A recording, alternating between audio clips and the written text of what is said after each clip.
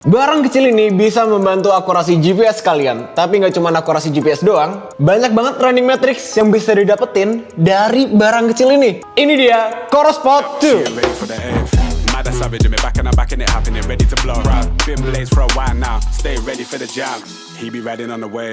What's up Run Family, welcome back to Ronut Running Gear Review with Satria Sabto. Okay fams, now we got Corospot 2. Yes, ini adalah aksesoris eksternal buat para pelari. Dan barang ini mampu meningkatkan akurasi GPS ketika berlari. Dan jadi buat yang kalau lari GPS berantakan, ini sangat membantu. Tapi nggak cuma itu, banyak banget running metrics yang bisa didapetin dari barang sekecil ini. Ini ringan banget, beratnya 5,6 gram. Dan dia nggak cuma water resistant, tapi dia weather resistant. Tahan dari suhu minus 10 derajat sampai dengan 60 derajat Celcius. Wow, itu panas. Dan dia water resist sampai dengan 3 ATM ya. 3 ATM tuh berarti sekitar 30 meter ya gitu ya. Apa aja sih kegunaan dari Corospot 2 ini? Yang pertama, dia lebih sensitif. Sekarang kalau kita bicara tentang jam ya, jam tangan dengan GPS. Umumnya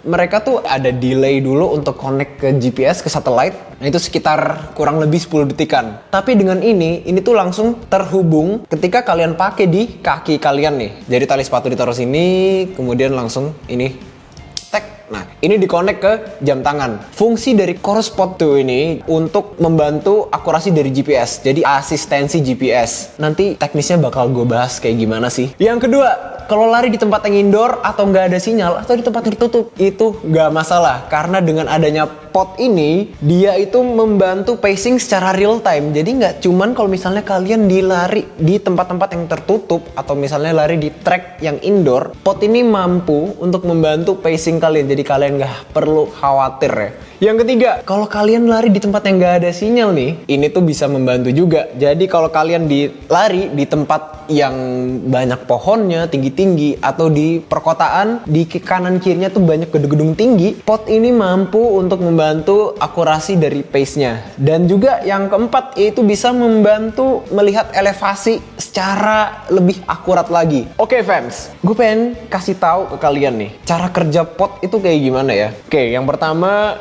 gampang banget caranya, yaitu dipasang di sepatu nih, di tali sepatu. Nah, ini udah kepasang di sepatu. Oke, ini langkah pertama. Kemudian yang kedua, tinggal connect ke jam tangan Coros kalian. Corospot 2 ini hanya connect ke jam-jam Coros. Jadi tadi gue bilang bahwa ini bisa membantu akurasi pace. Kemudian kalau di tempat yang tertutup, itu dia bisa membantu akurasi pace. Caranya gimana? Sederhananya kayak gini. Kalau kita lari ya, nih dari titik ini, kemudian lanjut ke titik ini. Adanya space antara dua titik ini itu tuh dihitung sama pot ini gitu. Dan itu adalah hal yang menarik nih. Dan pot ini jauh lebih akurat dibandingkan dengan kalau pakai GPS.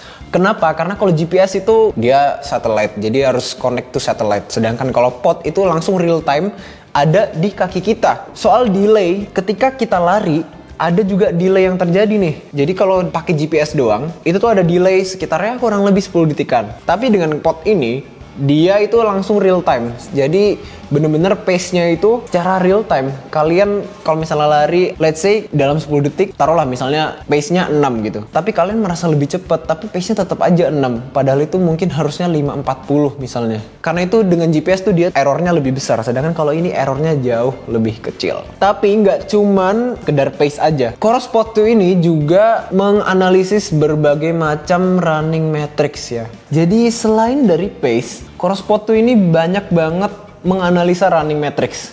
Di antaranya, banyak banget asli.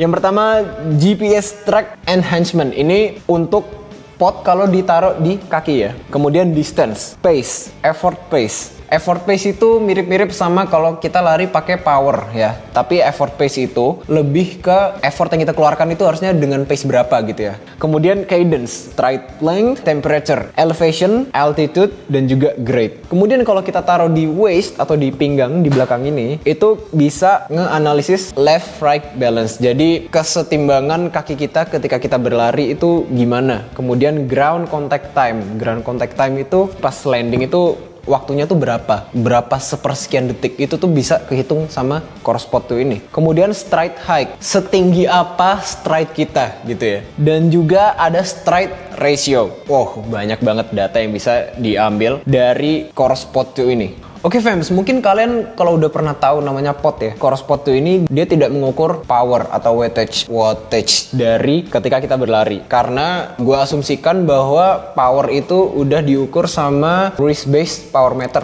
gitu, yang ada di jam-jam Coros terbaru gitu ya. Sehingga mungkin mereka udah merasa nggak perlu untuk menggunakan power meter di sini, melainkan mereka lebih mengukur ke effort pace tersebut. Oke fams, jadi cara connect-nya pun gampang banget. Yang pertama kalian jelas butuh jam Coros ya. Kemudian masuk ke sistem, kemudian cari di sini aksesoris. Pod ini udah gue connect ke sini. Nah, tapi kalau belum, jadi ketika baru dikeluarin dari boxnya itu ada charging docknya. Nah, untuk menyalakan Bluetooth dari Pod 2 ini harus di charge dulu sehingga Bluetoothnya bisa nyala. Pas Bluetoothnya udah nyala, baru deh kalian bisa langsung connect ke sini. Ini ya, jadi kalau udah connect ke sini, dia bakal langsung keluar notifnya kayak gini. Nah, kalau misalnya ada pertanyaan lagi nih, kalau misalnya di sini nggak ada sinyalnya tapi podnya masih ada, itu sebenarnya nggak masalah. Karena ya balik lagi, dia bisa menganalisis kalau kita lari di daerah-daerah yang tertutup. Oke fams, jadi gue baru banget lariin pod ini dengan jarak 12,40 km.